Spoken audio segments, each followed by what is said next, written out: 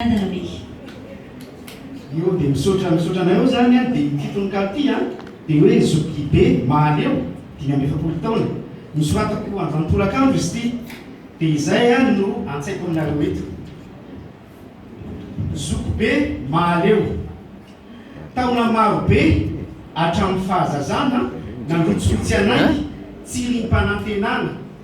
vazo teny gasy sy vokatry ny tany nanaingany rehetra nampientana hatrandy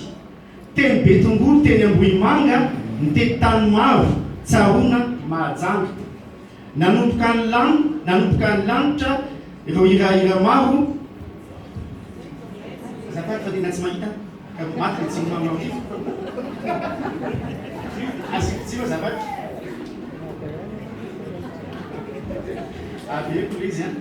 taona marobe hatramin'ny fahazazana nandrotsotsy anay tsirim-panantenana vazo tena gasy vokatry ny tany nanaingany rehetra napetana hatrandy teny Betongolo teny Ambohimanga nitety tany maro tsarony mahajanga nananitra ny lanitra ireo hirahira maro na kely na lehibe tsy nisy tsy natsiaro raha olona nono ireo zoky efa lasa tsy ho adino akory nitoetra tsy voafafa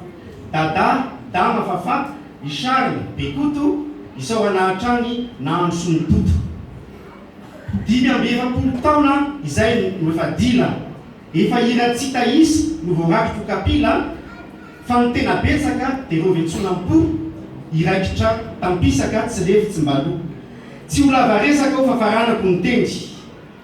maniry tsara indrindra sy miraha sorombieny ho amin'ny taona maro izay mbola hifandimby izay mbola akafizan'ireo faramandimby ny taony tia mierina asa izay mahoetiny hierina asa izay mahoetiny kanefa isika mino fa efa hodivetiny iny raha matsakainy ho an'ny zanaka mapara ampisy voninahitra ho an'ny Madagasikara mankalaza tompo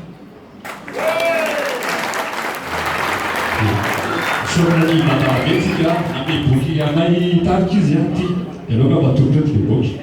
vakiko fotsiny fofony mikasika ny